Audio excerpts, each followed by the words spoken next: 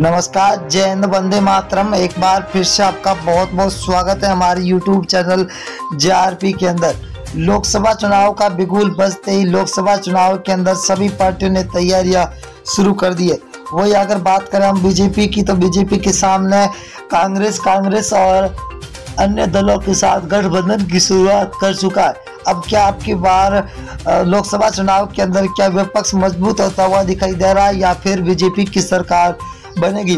545 सीटों की बात करें तो 545 सीटों पर अब की बार विपक्ष की ओर से भी दावा किया जा रहा है कि सरकार बनाएंगे।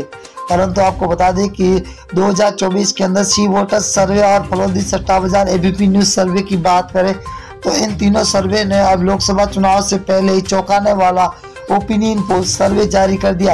अब 545 सीटों पर किसकी सरकार बनती हुई नजर आ रही है, तो बने रहिए हमारे साथ और वीडियो को एंड तक। आप पहला राज्य है कर्नाटक, जहां पर बीजेपी को 8 सीटें मिलती हुई दिखाई दे रही है, तो कांग्रेस को 15 सीट, वही JDS को 5 और BSP को 0, तो कुल 28 सीटें। अगर कश्मीर की बात करें तो कुल 6 सीटें, जहां बीजेपी को 1, INC को 3, PDP को 2 और NC को 0 यहाँ पर सीटें मिलती हुई दिखाई दे रही है। ये सीटों का रुझान 2023 का है और बहुत ही बड़ा रुझान निकल के आ चुका है। हरियाणा की बात करें तो हरियाणा राज्य के अंदर कुल 10 लोकसभा सीटें, जहां पर बीजेपी को 4, कांग्रेस को 5, JJP को 0, तो आम आदमी पार्टी को यहाँ पर 1 सीट मिलती हुई दिखाई दे रही है। 2024 के अंदर लोकसभा चुनाव है। और दिल्ली की बात करें तो दिल्ली के अंदर लोकसभा सीटें 7 है। 7 में से बीजेपी को 2 सीटें मिल रही है, तो वही कांग्रेस को 4, आम आदमी पार्टी को 1 सीट मिल रही है, तो BSP को यहाँ पर 0 सीट मिलती हुई दिखाई दे रही है, तो अदर के खाते में 0 जा रही है। अगर हम पंजाब राज्य की बात करें तो 13 लोकसभा सीट है, जहाँ बीजेपी को 1 सीट मिल रही है,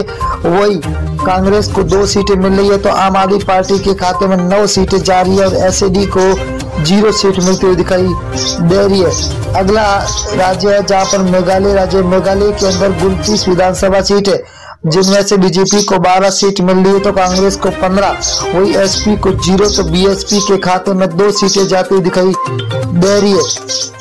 अगला राज्य झारखंड। झारखंड की बात करें दोस्तों तो यहाँ पर 19 लोकसभा सीटें, जहाँ बीजेपी को 6 मिल रही है, तो वही कांग्रेस के खाते में 8 सीटें जा रही है, तो JMM के खाते में 5 सीटें जा रही है, तो RJD के खाते में 0 सीट मिलती हुई दिखाई दे रही है। आंध्र प्रदेश राज्य की बात करें तो यहाँ पर लोकसभा सीटें 25 है।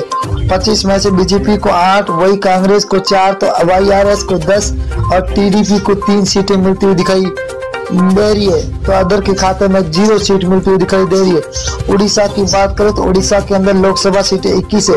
21 में से बीजेपी को 6 सीट, वही कांग्रेस को 9, BJD को 6 सीट और NC को 0 सीट मिलती हुई दिखाई दे रही है। बहुत ही तगड़ा महाओपिनियन पोल निकल के आ चुका है।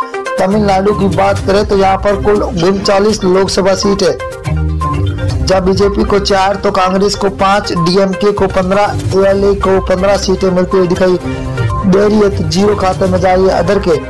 अगर अब बिहार राज्य की बात करें तो कुल 40 लोकसभा सीट है, जहाँ बीजेपी को 12 सीट मिल रही है, तो वही कांग्रेस को 5 सीट, RJD को 15, तो JDU को 8 सीटें मिलती हुई दिखाई दे रही है, तो अदर के खाते में 0 सीट मिलती हुई दिखाई दे रही है। अगला है राजस्थान। राजस्थान के अंदर कुल लोकसभा सीट है 25 में से बीजेपी को 10 सीट है, तो कांग्रेस को 14 सीट, वही RLP के खाते में 1 सीट जा रही है, तो आम आदमी पार्टी को यहाँ पर 0 सीट पर संतोष होना पड़ रहा है, तो अंदर खाते में 0 सीट। उत्तर प्रदेश की बात करें तो कुल 80 विधानसभा सीटें है, जहाँ बीजेपी को 32, वही कांग्रेस के खाते में 14, SPA के खाते में 27, BSP को 2 सीटें, वही अदर के खाते में 5 सीटें जाती हुई दिखाई दे रही है। अगला राज्य है उत्तराखंड। उत्तराखंड के अंदर 5 लोकसभा सीटें, जिनमें से बीजेपी को 3 सीट, वही INC को 2, तो BSP को 0, आम आदमी पार्टी के खाते में 0 सीट मिलती हुई दिखाई दे रही है, तो यहाँ पर अदर के खाते में अभी 0 सीट जाती हुई दिखाई दे रही है। पश्चिम बंगाल की बात करें तो कुल लोकसभा सीटें 42 है। 42 में से 17 बीजेपी के खाते में जाते हुए दिखाई दे रही है, तो वही INC को 0 सीट है, तो TMC को 25 सीट है, CPIM को 00 सीट मिलती हुई दिखाई दे रही है। आंध्र प्रदेश की बात करें तो आंध्र प्रदेश के अंदर लोकसभा सीटें 2 है, जहां पर बीजेपी को 1 सीट मिल रही है, तो यहाँ पर कांग्रेस के खाते में 1, SP को 0, तो BSP के खाते में भी 0 सीट जाती हुई दिखाई दे रही है, तो अदर के हाथे में 0। अगर हम मेघालय की बात करें तो मेघालय के अंदर लोकसभा सीटें 2 है। 2 में से बीजेपी के खाते में 0 सीट, 1 सीट जा रही है, तो वही कांग्रेस को 1 सीट मिल रही है। तो एसपी को 0, तो बीएसपी के खाते में भी 0 सीट जाती हुई दिखाई दे रही है। अगला राज्य है जहाँ लक्षद्वीप है। लक्षद्वीप के अंदर लोकसभा सीट 1 है, वही 1 कांग्रेस के खाते में जाते हुए दिखाई दे रही है। तो बीजेपी को यहाँ पर 0, एसपी और बीएसपी के खाते में भी 0 सीट जाती हुई दिखाई दे रही है।